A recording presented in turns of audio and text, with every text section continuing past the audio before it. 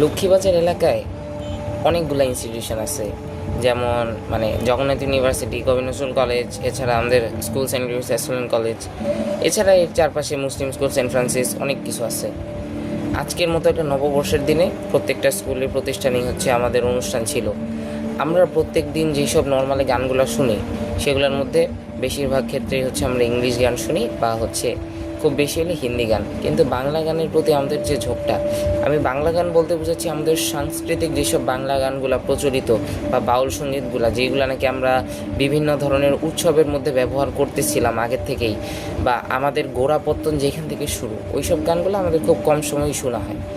এইসব গানগুলো আমরা কোন কোন অকেশনে শুনি? উৎসবগুলো, যেমন পহেলা বৈশাখ, এইসব উৎসবে। সমস্যাটা দেখলাম আজকের মতো দিনে আমরা যখন শহরের মধ্যে এই পহেলা বৈশাখ উদযাপন করতে যাচ্ছি, আমরা দেখতে পাই যে সহসা শহরের মানুষগুলা খুব প্রাণহীন হয়।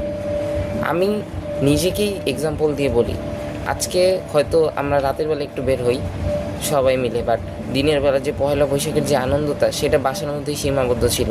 আমি কিন্তু মেলায় যাইনি, আমি কিন্তু রমনা বটমূলে যাইনি। এরকম শুধু আমি না, আরও অনেক ছেলেমেয়েরা যারা নাকি এখন নর্মালি নিজেদের বাসায় আছে, তারাও কিন্তু এই পহেলা বৈশাখে নিজেদের যে ভিতরকার যে একটা সত্তা, সেই সত্তা দিয়ে এই দেশের মাটিতে যে তার এই পহেলা বৈশাখ যে একটা বড় একটা ভূমিকা পালন করে, এই জিনিসটা কিন্তু তারা বুঝতে পারতেছে না।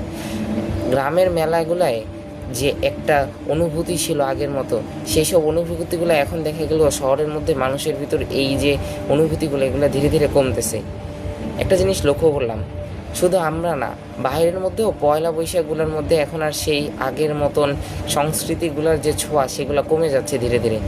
আমার চারপাশে যে গানগুলো বাজে মাঝে মাঝে, অন্যান্য কলেজগুলো যে গানগুলো বাজানো হয়, আমি আজকে অবাক হয়ে গেলাম যে আজকে তো অ্যাটলিস্ট যে বাংলা গানগুলোর দরকার ছিল, যে সংস্কৃতির যে বাংলা গান একদম উৎপত্তিগত থেকে, সেই সব বাংলা গানগুলো শুনতে পাওয়ার কথা আমার, কিন্তু আমি চারপাশে শুনতেছি হিন্দি বিভিন্ন ধরনের গান।